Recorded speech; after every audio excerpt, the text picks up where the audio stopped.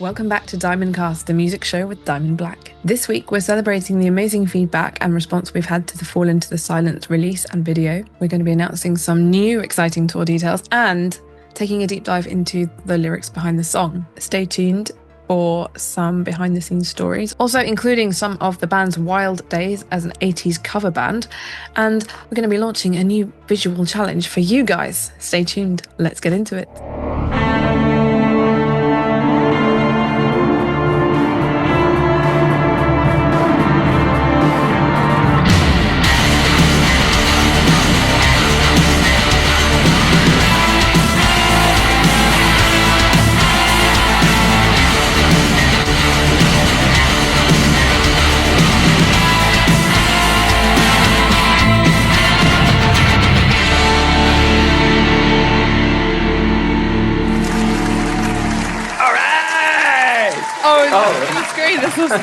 That wasn't. Was that even intentional?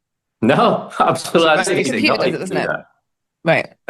Well, mine does do it. Maybe mine does do it. Well, the people at home, you just missed the amazing counting that we had for the start of this cast that Vincent did, because of course he's the drummer. So we thought we'd rely on him to give us a solid, consistent, and reliable 4 counting. So thank you for that, Vincent. That's my job. That's really good.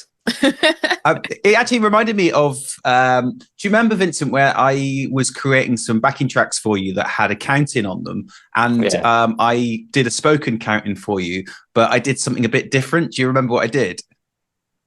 I think it was just your voice. Well, it was my voice, it was my voice, but you weren't expecting the way that I did it. I can't remember now. Remind me again. I did it, rather than doing it in English. Do you remember? Did you do it in Spanish? No, I didn't. I did it. I did it in Filipino. Oh, really? Yes. What do you mean? Oh, really? That took ages. I got it already. You know what? I'm gonna next time on our backing track do that again. I didn't know you spoke Filipino, Ben. Well, I sat down and learned how to say 1, 2, 3, 4. And sort of listened to some recordings so I could try and pronounce it correctly. And Vincent didn't actually know I was going to do it until we were in the rehearsal. And I remember looking around and seeing his reaction of like, what's happening? So I'm glad you remember that. And it was such an important moment for you, Vincent. It's just too tough to remember. You'll have to do it again, Ben. I will. Yeah. I will. Do it again. So, yes, great counting then, Vincent. Thank you. Very good. Oh, I've also got today. I've got today just another little update, a cup date actually. I've got a cup today, which is good. That is it's a little unicorn, and a rainbow. Can you see that? Oh yeah. Oh, cool. But what happens is it My Little Pony? Actually, maybe it's like a My Little Pony unicorn, but it's hidden behind a cloud until you put hot liquid into the cup. All right. So it's quite the reveal. So it just reveals the unicorn, and then when the drink is too cold to drink, it goes back up, it goes away, I guess. Yes. Yeah. So it tells you when it's optimal tea or coffee drinking time, because I always miss that. You always miss that? I always miss it. Yeah, I always make it, and then it's too hot to drink. So just wait there, wait, and then you get distracted, and then it's like, oh my tea, and you go back to cold. I don't think I've drunk hot tea like ever. I've only ever drunk lukewarm tea that I missed. What a tragic tale. I wanted to invent a thing that you put on it that it sort of like alerts you on your phone when it's tea drinking time. That's an app. That's an app. I can't think of a clever name. Can't think of one. Okay, let's move on. Let's move on. So we didn't say hello, but welcome to Diamond Cast, everyone. It's a bit of a short one today. But first of all, hello to it's nearly 100 new subscribers since amazing Fall Into the Silence came out. Give them a check. Nice. Hey. Thank you, guys. That's incredible. That's like in a week, isn't it? So that's in a week, yeah. Wow. At the time of recording. So there will probably be more when it goes out. Welcome new subscribers. And if you haven't seen Diamond Cast before, or have got to the Diamond Black YouTube channel because you like the video and you have seen all of these millions and millions of clips of Diamond Cast, do you want to quickly explain what we're doing here and why? What are we doing and why? I mean, I've wondered myself. Pretty much every week for the last over a year now. Or is it coming up to a year? Or No, it's just been a year. It was the year at the beginning of June because we did 3 before Hellfest, in the run up to Hellfest. Of course, so we have actually been doing it almost 13 months. Ooh, spooky. It's a weekly podcast that we do that's usually about 45 minutes to an hour long, sometimes longer if we just like ramble on for ages, where we discuss between us the various happenings of the band at that time, or things that we find of interest that are sort of relevant to the band or our ethos on a weekly basis. Nat is our wonderful host. Nat is fantastic at collating all the information. Sometimes we'll do casts that are based on what the fan feedback has been in the subsequent week, and build it around that. And then we usually film it during the week and broadcast it on a Sunday. On the Sunday, we join the live chat when it's premiered, so we can also be involved with the discussions with the fans and the followers at that point too. That's it. So you can get involved if you watch the show and join the Discord as well, which if you're new to YouTube, you might like to join the Discord chat, where a lot of people have built a really nice little community. And they're lovely. They're in the chat most weeks, and often send the band a lot of questions that make up a lot of the discussion that we have on the cast. Yeah, exactly. That's a really strong point. That's important. They can ask us questions about the band, or if there's happening, if we're on tour, playing a show, or writing an album, then they can ask us anything. It's sort of like, I mean, we've got a few people who have commented on the Fall into Silence various social media bits that have come out this week, and asked some quite insightful questions, which we're going to get into later. But yeah, thank you very much for subscribing, and we hope that you enjoy what Diamond Black has to offer. You can also listen on Spotify as well. So if you have come from YouTube, you can listen to the cast on Spotify, where some of the visual gags might be missed, but we do our best to explain them as best we can, because we've recently gone on Spotify, so that's been a new thing, so we have to explain visual things as well, so we'll do that. So cool. We talk about music, we talk about our music, other bands' music, we talk about film culture, we often talk about mental health stuff that we may have experienced ourselves, or things we've learned that can be really helpful to speak about with each other, like techniques for helping you with anxiety or like worries and things like that as well. So exactly. And sometimes we have a guest as well. We do have some special friends guests, or musician friends, guests, people that we've worked with, people that we've collaborated with. So we've had guests such as the producer, the director of the video, the guest singer on one of the songs, twice actually. So it's pretty cool. Yeah, and often if we are talking about more mental health based stuff, I will bring out my pipe, which is to be contemplative, which, as you can see, is a Sharpie and a small medicine. I don't even really call this, like a little cup, medicine cup that I've created with some white tack holding the two together.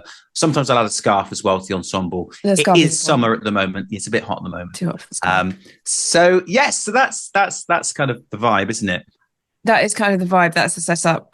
We might change the day at some point in the future from Sunday, because it was we did a poll. We did a live episode last week, which went really well, by the way. We loved doing that. That was like really, really fun, because you get to like riff off what people are saying in the chat live as it's going out. So that's pretty cool. And a lot of polls went out, and a lot of people were kind of like, oh, that might be a good time to change the day. So we might change the day. We haven't decided yet. And then, more people can watch it, I guess, as well.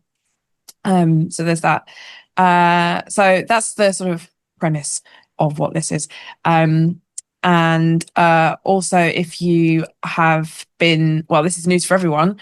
I'm going to segue into your tour. Oh yes, the tour Yes. that we are doing in October and November with wonderful Canadian band The Birthday Massacre. We're playing a number of dates with them. And Nat, do you want to tell them, or shall I? You tell him, Ben. Okay, so we do have some exciting news about the Birthday Massacre tour. I'm going to play some exciting music to bring this moment in. Although that does actually sound a bit more like a 1920s film with an evil villain in a cape tying someone to the tracks, doesn't it? I'm not really sure what excitement announcement music would be like. Some sort of like, what would it be? Like, I don't know. It's pretty good. What, like just a... Just like that? A bit lower chord. Yeah, that's it. I have an announcement! That's it. That's more like a medieval bard saying, I have an announcement before the king! That's exactly what I was going for. Scroll it, like, yeah, and then we've present it, yeah. Yeah. Okay, so that's what it is. We're going to get there in the end, guys. So, we have added another date to our tour. Yes, we will. Yes! We will. Where is it, pray tell? I shall tell thee. The sixth show of the five. Originally it was five. Now it's six that we're playing. We are playing in Newcastle. A castle. That's quite medieval, isn't it? Newcastle. The Newcastle. We are playing in the newest castle in the realm, Newcastle. So we're going to play Newcastle, and which is Ace, which is I can't remember exactly when it is during the dates. I think it's the 30th, and that is a really great venue called the Clooney, which I believe. Well, I've played it before, and you've played it before, Vincent. So yeah, great. That's one more show. You've played it before, haven't you? Diamond Black's played it before. Oh yeah, Definitely played it before when you were. Well, I can't remember who you were on tour with. Was it Esprit? Or... Yeah, it was with Esprit. Yeah, it was Esprit. Yeah. So Ruddy Brilliant. Yeah. We even did a photo shoot there, actually. The dark light design photo shoot we did in the Clooney. Oh, yeah. Yeah, great. Another show. That's 6 shows altogether. Hey. Thank you, Birthday Massacre. Thank you, Frank, for promoting it and putting us on the show. So yeah, you've got another choice, another option to come see us if you're in that part of the world, or if you want to come to multiple shows, then you've got more to come to. Wait, and it's next to another show, isn't it? Because you're doing York the day before, or the day. Correct. York is the day before, so it's 2 together. What's happening on the tour is pretty much it's 3 sets of 2 shows. So first of all, it's 2 Scottish shows. Then we've got York and Newcastle, and then we've got Bristol and Cardiff. They're sort of separated a little bit with other days in between. The reason being that there were other bands already on the bill for the shows before we were put on the tour. And yeah, super exciting. So 6 shows, really nice. Be a good little trip. Cool, amazing. That's very, very exciting. Well done, guys. So it's been a week since Fall into the Silence has come out, almost. No, it's literally a week today of the day of filming, but on Sunday it will be more. So it's been a week since Fall into the Silence came out as of recording. How are we? Do we have any learnings? What have you picked up from this week? It's gone really well, by the way. Well, I mean, tell us about, if you haven't already, tell us about the play count that we've got now. So as of Thursday, the 3rd of July, you have had 5,500 views on the video, which is great. That's and it's so amazing. Going up steadily. Yeah, brilliant. Can I just talk about that for a minute, please? Yes. No, you can't. Well, what if I do a chord first? Can I do it then? I would like to speak. Hear ye, hear ye. I'm going to get you a bell. Thank you. About how good that is for a independent band in 2025 to be having that many views within a week. Because as we know now, there's so much competition. And not only is there so much competition for people's attention, but also not just the volume of other things, but also people having the attention to watch it all the way through, which I believe is how you get the count if someone watches it all the way through. So that's fantastic. And we're so grateful to you guys for spreading the word, for watching the video, for rewatching the video, and then rewatching the video. And just letting people know about this. So I'm really pleased with that. I wasn't expecting this sort of number. I thought maybe we'd hit about 2K in a week, but this is amazing. So really happy. Yeah, really good. I mean, by the time this goes out, it's probably going to be more, and we're going to do a bit more promotional pushes for it as well. So I'm really hoping we can get maybe up to 10K by Sunday. Wow. Brilliant. We'll see how it goes. And also, there's been over 1,000 streams on Spotify so far. But we still have a way to go to beat Ghost in the Glass, which is currently at 250,000. Did you know that? Did you know Ghost in the Glass is a 250,000 views on Spotify? I didn't. I knew it was I knew it was a high number. I didn't know it was that high. I think what happened with that one is that it got on a playlist of some kind, and that really boosted it, which can help. So that's something we can keep pushing for. But it's just great, isn't it? Because you see, there are a lot of bands who are fantastic, and you go on their page, and many of their songs have that sort of under 1,000 views thing, and you think that's such a shame, isn't it? But I'm really happy that within a week we've garnered that many listens. That's brilliant. And it's so exciting, isn't it? Because it's like, you think that's people globally, 1,000 people globally listening to our song. How cool is that? It is really cool. I mean, it could be more than one play, I think. So you could have one person listen to it 1,000 times. Don't ruin it. I'm sure it's not though. 3 fans.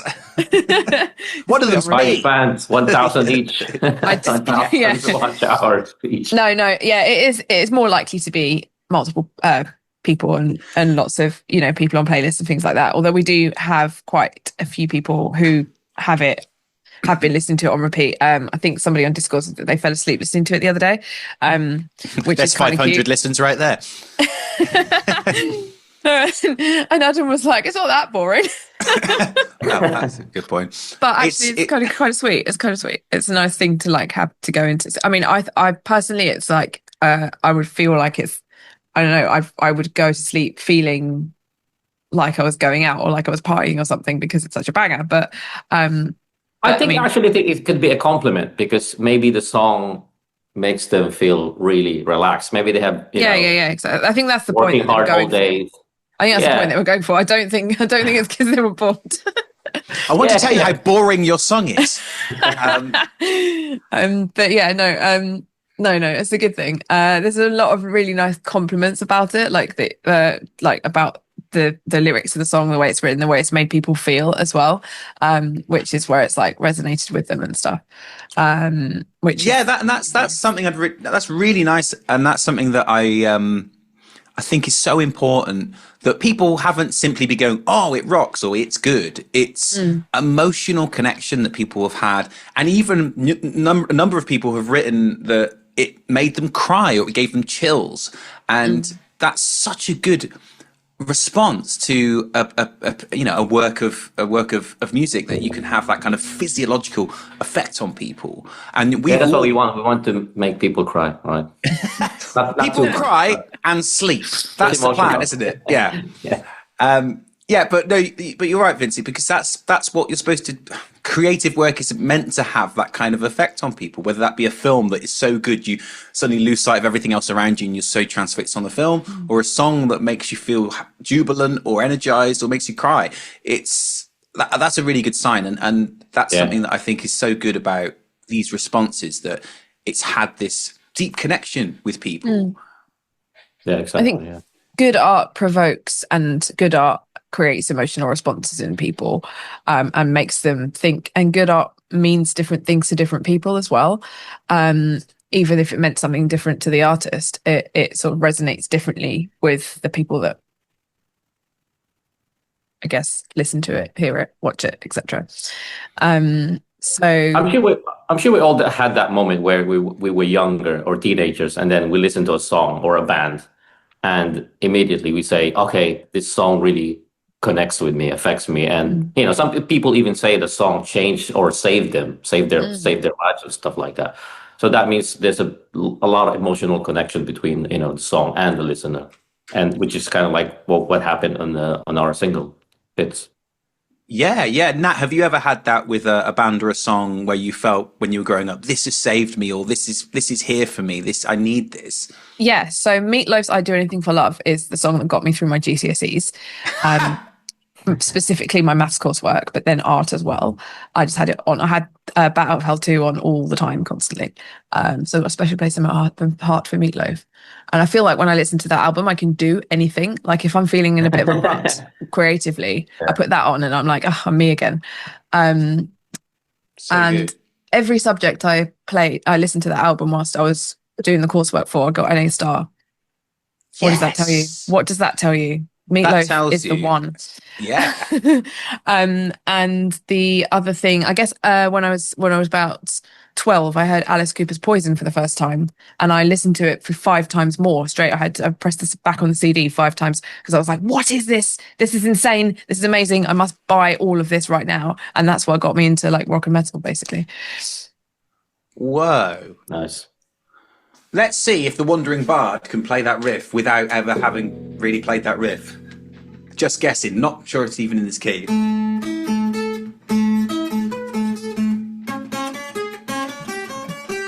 Didn't we play this? All right. We Never played played this it. band, remember? Shot Through the Heart. Damn, rumbled. All the time. Okay, I haven't played it for like 5-6 years, and I've not played it on a 12-string acoustic. All right, so shut up, Vincent. Actually, we've played that many times, Ben. Many times at your Shot Through the Heart was awesome. Did you want to tell people about that? Did they know? Have you told them before? Do they know? Have we told Does them? people know? Shot Through the Heart was wicked. It was called. Yes, it was called. Vincent, what do you remember of Shot Through the Heart, which was a night that we used to run in London? What I remember is you invite different musicians, our friends or just musicians in London or in different parts of the country. And then we just get together, play a bunch of songs from 9 p.m. until 2 a.m. It was ridiculous, yeah. It was a long set. And I remember because I played maybe, 3 or 4 shows. And when you sent me the set list, I was thinking, oh my spreadsheet, obviously, it was super long and I had to learn so many songs. From the 80s. Obviously, a lot of them I already know, but it's a lot of material. So we invite, so that basically is the summary. We invite guests, friends to come up on stage, whether it's singing or playing guitar. We have a core band, so drums, bass, and then maybe you guitar. And then we just invite other guitarists and singers to come up. That's right, yeah. And we'd have 2 lead singers, Dan and Mel, who would share the set, and then we'd have guests here and there. But it wasn't like a jam. We'd really rehearse it, and the spreadsheet had things about key signatures and versions, because a lot of these 80s, because it was all 80s songs, it was all 80s hard rock glam songs. That was the point of it. So the A-list bands would be things like Aerosmith, Bon Jovi, but we'd also play sort of B and C-list bands as well, like Winger and Dokken and things like that. So I think we got quite a good reputation for being a night that played unexpected songs as well as all the big hits, and I think a lot of people liked it because they come along being like, oh my god, I can't believe they played Hardline or whatever. So it's Hardline. I haven't listened to Hardline in years. You should. So yeah, that was, and it was about 67 songs a night, wasn't it? But 67. And Adam and I used to design the posters for it every week, and Ben would send us a list of the band logos we had to put on the bottom of the poster, which represented the bands that would be featured in that particular night. So every week the logos on the poster were different, and the theme of the poster was different. There was always like some sort of like 80s or what was it, like sort of neon Miami style of like theme. Purple, pink and stuff. Yeah, it was really cool the way you guys created that aesthetic for the night itself, so that it became synonymous, very much like has happened with Diamond Black. The sound and the look of the thing is very much tied in, and so I think people would come along to the night mainly because they wanted to hear those bands play, but also people because it was an event and they'd see their friends and they could dress up and stuff. So it was a really, really cool thing. And I think the main reason it stopped was COVID, and then things just sort of became a bit fragmented after that. I have thought about doing it again. It's just a lot of work. Lot of work. Yeah. It was really big. There's photos of it where there was like loads of people. I think you posted it recently on Instagram or something. I saw it and I was like, wow, there's so many people that Shot Through the Heart. Yeah, and a little nerd point was that the name Shot Through the Heart was not actually from the Bon Jovi song You Give a Love a Bad Name. It was from the Bon Jovi song Shot Through the Heart, which is on the first album, which not a lot of people know about. I didn't know that. I thought it was from You Give a Love a Bad Name. But then, that was fine for people to think that too, because it was basically the same thing. But that was just a little fun nerd point that I obviously enjoy. Fun nerd points are brilliant. Yeah, it was really, really good. And you had t-shirts and stuff going out, didn't you? Oh my God! Have you still got that Shot Through the Heart t-shirt? I believe I have the pink one. Yeah, that's obviously. awesome. Yeah, it was really, yeah. We had some pretty significant guests at one time or another, like people who'd played with like Bruce Dickinson. We had Lauren Harris, who was Steve Harris's daughter from Maiden, and cool. a bunch of other like really cool. We had Doogie White as well. Do you remember Vincent, who he sang for Michael Schenker and Rainbow and stuff like that. So Yeah. we had some pretty cool guests over the years, and one of the highlights was when we got to play at the after show for the Scorpions at Indigo Arena in London, or the Indigo, which is part of London Wembley Arena or something. And that was like as the after show, we were the band, and it was a really good way for people to celebrate after the Scorpions show to then come and watch us play Thunderstruck and Poison and stuff like that. So yeah, that was a really good highlight, and it was a big venue as well. I think you should bring it back. Maybe not every week if it's too much work, but I think you should bring it back like several times a year. Well, maybe. Bring it back. Like if we were doing a live show, I'd do a poll. Who thinks Ben should bring back Shot Through the Heart with the original Shot Through the Heart band and get some guests on? I think it'd be great. I think that all your Diamond Black fans would love it. If you can create me an extra month for the year and just add it on, then what I'll do is I'll spend that extra month doing Shot Through the Heart and doing the show, and then we'll go back to normal again. So just if you can create a 13th month for me, please, now, and just put into everybody's global calendar, we'll do that. Yeah, we could do that. I'll work on it. Brilliant.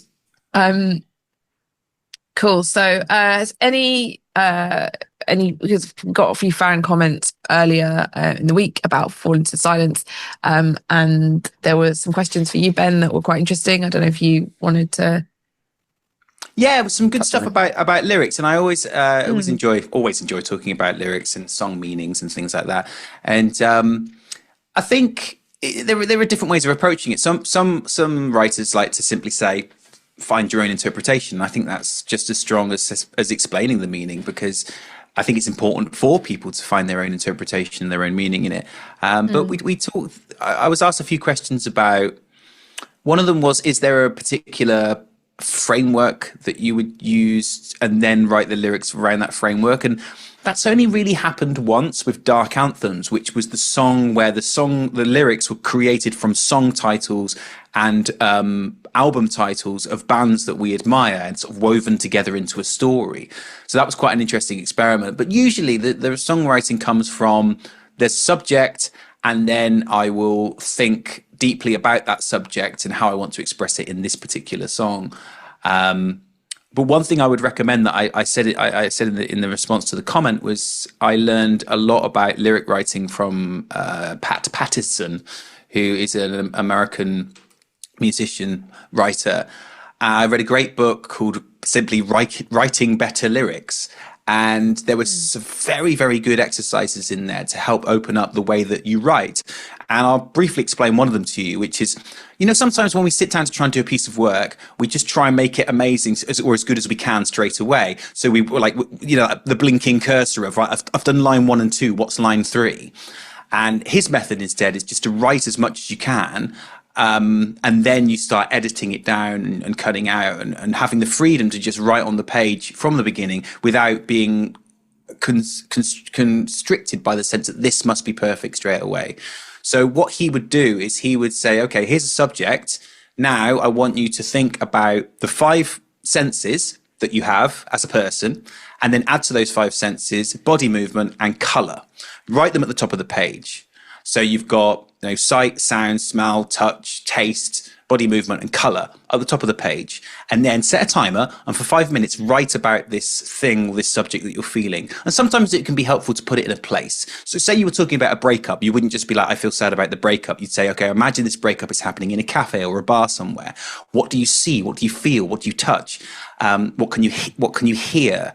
And you just write for 5 minutes. And then the timer stops and you look back at what you've written. And it can go anywhere. If you go off-piste, it doesn't matter because no one's ever going to see this except you. And do that a couple of times. And if you get stuck, you go, okay, I can't think of anything else to write about what I can see. Okay, what can I hear? Okay, great. And I found with that, the first time I did that was with Through the Misery, the song Through the Misery. And I found that just opened up my creativity way more than anything I'd done before. And I was like, this is phenomenal in terms of the stuff that I'm coming out with, because I don't feel constricted of this must be amazing straight away. So I'd look through the page and a lot of it was like, what's that? But now and then there'd be a few bits of, wow, that's really interesting. I wouldn't have written that normally. And do that a few times and start building it from pulling out these little ideas. So that idea of writing lots and then cutting it down rather than trying to perfect it as you write it was a game changer for me. Yeah, it's really interesting. I think I do the same for I'll practice the same technique for writing my novel as well. Like just go for it and see what happens. Because I got through a phase of just trying to write it in succession, and then think, oh, this is how it is. This is the first chapter. This is the second chapter. Oh, rather than going, here's some blocks of text, of just free writing, and then going, oh, this bit's good. I'm going to separate it. So writing about whatever you feel inspired to write about at that time, and you can join it all up later, right? Yeah, exactly. Yeah, it's good advice. Yeah, so that was definitely a game changer for me. Great. I can't help but when you were explaining, I can't help but notice it's kind of like similar to a painter.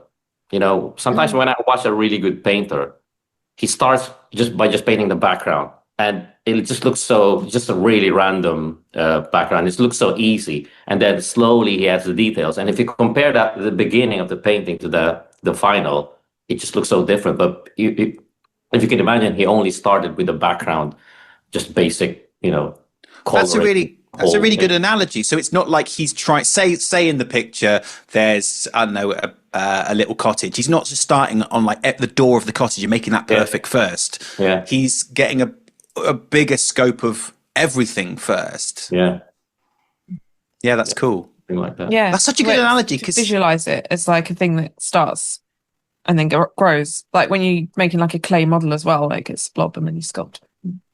That's such a good analogy, because as a kid, when I was trying to draw, that's exactly what I'd do. I'd try and draw the door first to make it perfect, and it would go wrong, and I'd just give up. And I hadn't even finished the door on the cottage. But this bigger focus on it is a really good analogy. Yeah, really good. And we've got some pretty good comments on Vincent's memes that you've been posting, which is quite cool as well. So well done, Vincent. Do you want to talk about them? We've got. Well, actually, I was gonna mention this comment on the actual single. Let me see if I can find it quickly. I really like it. I might have to drop out. Hang on. Flower, go. She said, "Well done, truly. Feels like falling through static, slow, heavy, and beautiful." There's a comment on the actual single, not on the meme. Oh, this is quiet places. The loudest. Feels like the echoes came full circle. I thought that was a brilliant comment. Very poetic, very poetic. Yeah, really nice. Oh yeah, other than people praising Vincent for his memes, right? Venus Doom says, whoever made this edit deserves a raise. Judy says, love the video clip intro. And Morgan Mob says, classic meme, the mastermind behind this creation is a fine connoisseur. Wow. That's you, Vinny V. I actually didn't expect that. Although I was once called a memelord when I was doing all that's those high praise. Funny.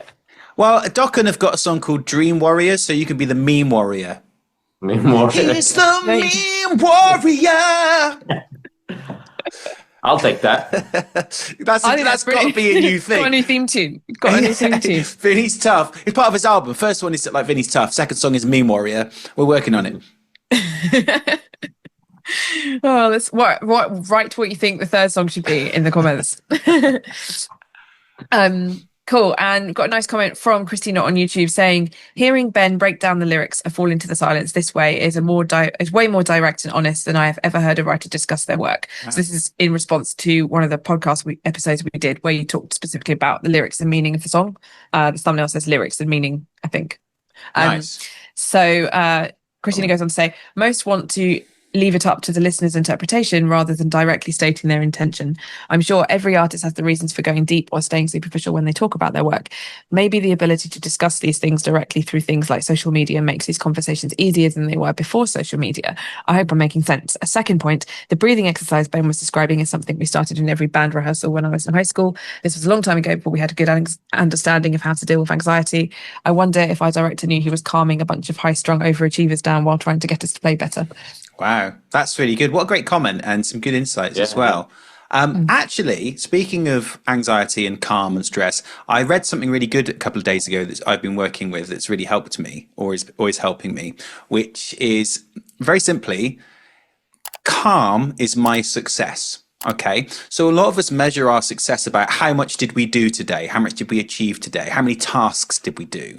And for me, that can create a lot of stress if I don't get enough done. And even when I'm doing the tasks, I feel guilty about the ones I'm not doing. And I've complete a task and there's no sense of like, oh, great. I'm like, shit, what's next?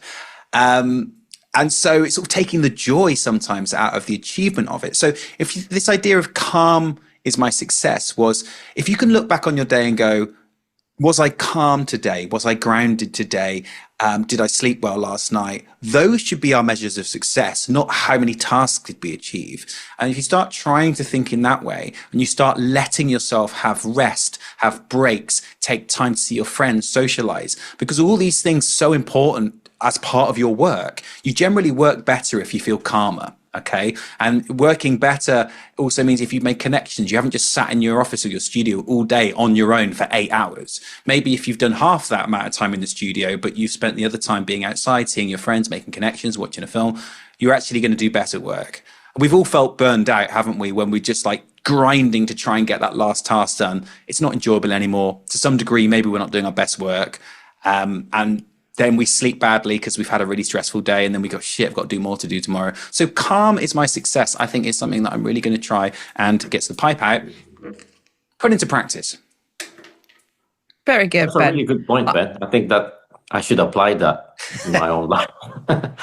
Well, tell you what, me and Vincent will go away and apply this in our own life over the week, and then next cast we'll tell you how it's gone.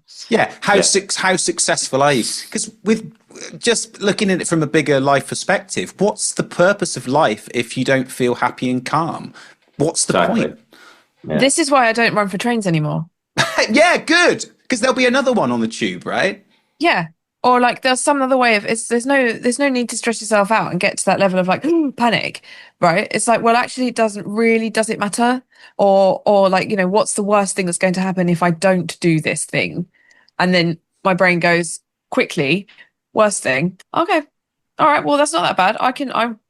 I'm big and ugly enough to just deal with that on my own. That's fine. I'm happy. Yeah, with that. and I think and I think if you say that you wanted to deliver something to someone, often you've put that deadline in and they haven't, and you're like, well, I'll do it, and they haven't asked you to do it by Tuesday. Be like, I'll do it by Tuesday, because you're sort of like weirdly putting this pressure on yourself for no reason. They're like, oh, okay, and then you feel terrible if you don't do it by Tuesday. So people are usually pretty understanding if you communicate with them about when you can do stuff, and you put your own boundary up for yourself of going, look, can I genuinely do this by Tuesday? No. So I'm not going to say that I can. I'm going to say I can do it by Thursday, and I'm going to calmly explain that. And if they are a decent human being, which most people are, they go, okay. Normally what I do is if I can do it by Tuesday, I don't tell him that. I'll tell him I can do it by Thursday. I like it. And then I'll have it done by Tuesday anyway. And then there's less pressure on me, rather than saying when's the earliest I can do it. I think when's the earliest you would probably want it by, and then see if I can get it done in that time, if I've got the luxury of time, of course. But yeah, I would always try and sort of budget time for things that could go wrong or something else that gets in the way, so that then there's not basically every decision I make in my life is to stop me feeling stressed, or to feel to not have to encounter any stress at all, because life's better without it. Agreed. That's a really good technique. I love that, because then if you do deliver it on Tuesday, they're like, oh, wow, amazing. And you're like, yeah, you're welcome. Yeah, then you look really good. Yeah, exactly. Cool. Sorry, Vincent, you were going to say something. Was I going to say something? Oh yeah, no. I was saying that I should definitely apply that in my own life. You know, just not get too stressed about things. You know, because sometimes I get worked up and just stay in my studio for literally 8 hours doing something, recording something. But maybe I should, try and go out a little. Actually, sometimes I do that anyway. I go to speak to people, but maybe you'll try and do it a lot more than normal. Yeah, or go out for a walk or something between that time to break it up. I definitely think taking time to sorry, Ben. No, it's okay. No, you're saying taking time. You think taking time. Yeah, like I like to get up in the morning a couple of hours earlier than normal, just so that I know I've got that time to myself, to that no one's going to ask me to do anything. I don't have to be anywhere. It's like, this is my time. So I can do something like read a book or, something really boring, like look out the window, but just enjoy the moment and not have to be doing anything. That's really good. And that's part of the work, because if you grounded yourself in those first few hours by feeling in control, feeling calm, then when you do sit down at your desk, you've got a good foundation to then build the rest of your day on, rather than, oh my God, I've only been awake 10 minutes and I'm already like answering emails. So yeah, that's a really good idea. How early do you like to get up, if you can? Like 6 o'clock, maybe 5:30 on the. Oh yeah. Before we're not in the winter, because the winter, like I can't, because it's dark, so it's really difficult to naturally wake up. So you have to wake up with an alarm. But in the summertime, like I love the morning time. I usually get up quite early, but then apart from today, when I got up and then I went back to sleep, and that's why I joined the cast 20 minutes after waking up. But that's quite cool as well, because you've already done so much, and then you had a little nap. Great, bring it on. Yeah, I mean, I was talking to you guys this morning, so. Sorry, do you notice it's a lot easier to wake up in the summer? It's the same with me. I keep waking up at 5 in the morning. I don't know why. Yeah. But because it's light. Lovely. It's lovely. I don't want to miss the sun. Yeah. You get more stuff done in the summer for sure. And if you go out on a summer morning at, say, like around about 6 in the morning, it's amazing, isn't it? It's so fresh and clear, and you get the smell of the air. Yeah, even in London, even in central London, you can smell the air. And it's not like pollution. It's like. It's really good, isn't it? And you feel like you've got a jump on everything, and you sort of you step ahead of yourself, and it's a good feeling. You got first pick of the fruit in my local shop, which is really good, because if you go there in the morning, it's like there's all the fruit and it's really bountiful. And it's like, that phrase, the early bird gets the worm. True. Bountiful, nice. Okay, cool. Shall we? Yeah, that's basically it. We've got like a little sort of art installation-y thing for everyone to do, which I thought would be really, really fun over the next sort of couple of weeks. So the lyric "This Shadow Life" is really interesting. Fall into silence. People have commented on it. People like it, and so we thought it would be quite fun to get and we're all going to participate in this as well, to share your own shadow pictures, right? Or what this shadow life, being in the shadows, means to you. So it could be a picture, it could be a video. It doesn't have to be, it could be funny, it could be a meme, it could be serious, it could be artistic, it could be wherever, whatever floats your boat and whatever you fancy doing. And it could also be something that you haven't done, as long as you tag the artist and share it, because it means something to you and it was their thing that you liked. And if you share it, you tag what we're tagging, DBShadowLife, right? And then what we'll do is we'll share them and we'll ask people what those things mean to them as well. So we want to get this kind of big art collective going through. You don't have to be good. You can take the photo. You can share someone else, as long as you tag them. So make sure you at Diamond Black Official on Instagram, and then hashtag DBShadowLife.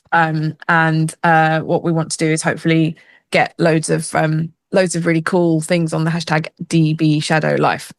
Nice. Good idea. Cool. Yeah. Hopefully it'll work. Hopefully people will do it. If not, it'll just be our ones, but oh well. We'll still have something to show and tell next week. So yeah, is that you can also post a lyric from the song as a text overlay, or on the description, that kind of thing. What does the shadow life mean to you? And yeah, we'll come back, we'll reconvene with it next week.